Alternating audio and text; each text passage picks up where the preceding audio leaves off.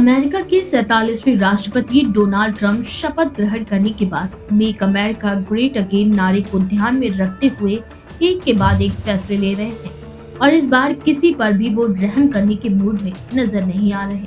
WHO से America को अलग करने की प्रक्रिया, मैक्सिको कनाडा पर टैरिफ, जन्मसिद्ध नागरिकता समाप्ति, अमेरिका में केवल 2 जेंडर मान्य करने के आदेश के बाद अब अवैध प्रवासियों पर सख्ती की प्रक्रिया ट्रंप ने शुरू कर दी है। इसी कड़ी में अमेरिका से अवैध रूप से रह रहे भारतीय प्रवासियों को स्वदेश भेजने का सिलसिला जारी कर दिया गया है।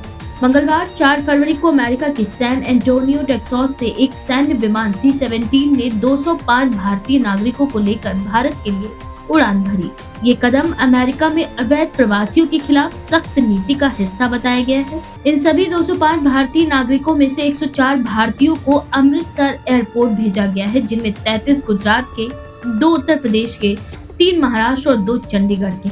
वहीं हरियाणा के 33 और पंजाब के 30 लोग इसमें शामिल हैं। हरियाणा और पंजाब के लोग घर की तरफ सड़क मार्ग से ही लौटेंगे, वहीं गुजरात, महाराष्ट्र और उत्तर प्रदेश के लोगों को हवाई मार्ग से भेजा जाएगा। यूएस मिलिट्री का विमान C-17 भारतीय नागरिकों को लेकर अमृतसर एयरपोर्ट पर एयरफोर्स के एयरबेस पर लैंड कर चुका है। यह फ्लाइट मंगलवार दोपहर को सैन एंटोनियो से रवाना की गई थी। वहीं एयरपोर्ट के अंदर और बाहर पंजाब पुलिस व CISF के जवानों को तैनात किया गया है। पंजाब सरकार की तरफ से कुछ बसें भी एयरपोर्ट परिसर में खड़ी की गई, जिनसे डिपोर्ट किए भारतीयों को उनके घरों की तरफ रवाना किया जाएगा। सुरक्षा में लगे अधिकारियों के मुताबिक उचित दस्तावेज न होने से डिपोर्ट किए गए भारतीयों को इमिग्रेशन और कस्टम प्रक्रिया के बाद पंजाब पुलिस को सौंप दिया जाएगा।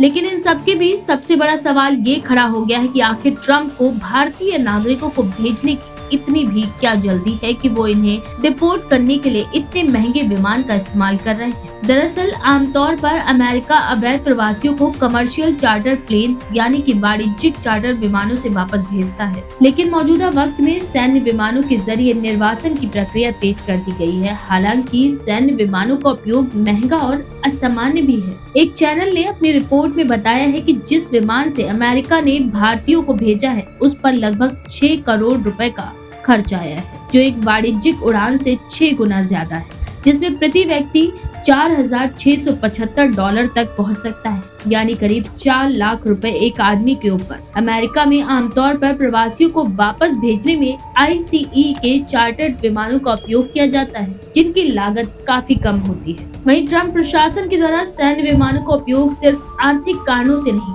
बल्कि एक राजनीतिक संदेश देने के लिए भी किया जा रहा है। राष्ट्रपति ट्रंप अवैध प्रवासियों को अपराधी और अमेरिका के लिए खतरा करार देते रहे हैं। सैन्य विमानों में हथकड़ी पहनाकर निर्वासित किए जा रहे प्रवासियों की तस्वीरें भी ट्रंप की सख्त आव्रजन नीति को दर्शाने का एक तरीका है। हाल ही में उन्होंने कहा था कि हम अवैध प्रवासियों को ढूंढकर सैन्य विमानों में भरकर वापस भेज रहे हैं। अब दुनिया हमें फिर से सम्मान देने लगेगी। ट्रंप प्रशासन अवैध प्रवासियों के खिलाफ तेजी से कार्यवाही कर रहा है। हाल ही में व्हाइट हाउस की प्रेस सचिव कैरोलिन लेविट ने सोशल मीडिया पर हथकड़ी लगे प्रवासियों की तस्वीरें शेयर करते हुए लिखा था कि अगर आप अवैध रूप से अमेरिका में घुसते हैं तो इसके गंभीर परिणाम भुगतने होंगे। ट्रंप ने स्पष्ट कर दिया है कि वह लंबी कानूनी प्रक्रिया के बजाय अवैध प्रवासियों को तुरंत निर्वाचित करना पसंद करेंगे।